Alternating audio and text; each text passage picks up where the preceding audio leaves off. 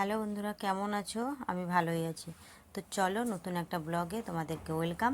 তোমরা সবাই পুরো ব্লগটা দেখো, আর কেমন হয়েছে একটু কমেন্ট করো।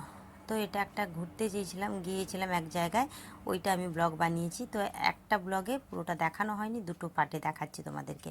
তো এটা প্রথম পার্ট। তো আমরা যখন বেরিয়েছিলাম তখন প্রায় রাত 10টা সাড়ে 10টার সময় গাড়ি ছেড়েছিল। তারপরে ভোরে পৌঁছেছি।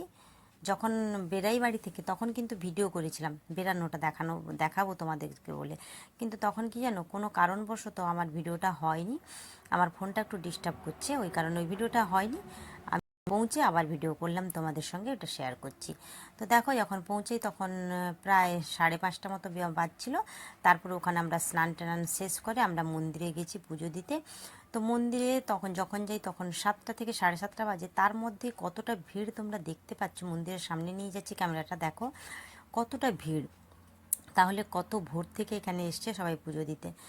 তো যাই হোক, আমরা পুজো টুজো দেবো, তার আগে দোকানে একটু ফল টল কিনবো। কিন্তু হ্যাঁ, ফল কিনবো যে এখানে কিন্তু ফল তেমন বিক্রি হয় না। এখানে নারকেল দিয়ে পুজো দেওয়া হয়, নারকেল আর তেমন কিছুই না, ধূপ সিঁদুর, মাকে নারকেল মালা এইসব দিয়েই পুজো দেওয়া হয়।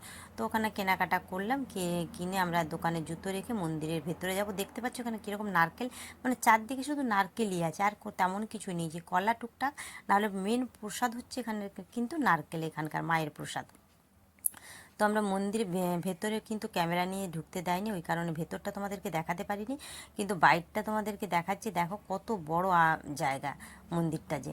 আর ভেতরে যে পুজো দিতে ঢুকেছি, বাইরে ক্যামেরা রেখে, মানে ফোনটা কারো কাছে রেখে, একজনের কাছে রেখে আমরা ঢুকেছিলাম।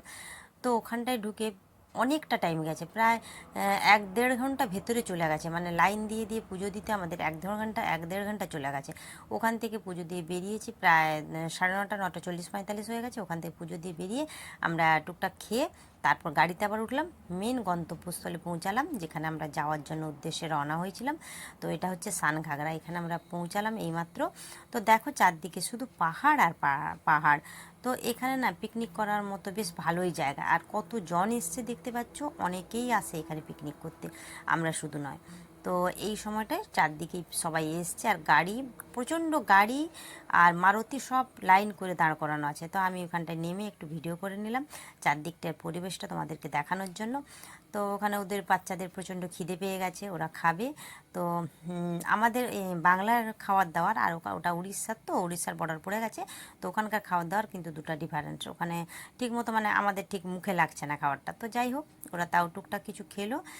অনেক রকম খাবার দাবার পাওয়া যাচ্ছে, টুকটাক খেলো। আর ওখানে পার্কের মতো আছে, ওখানটা বেড়ালাম, একটু ঘুরলাম।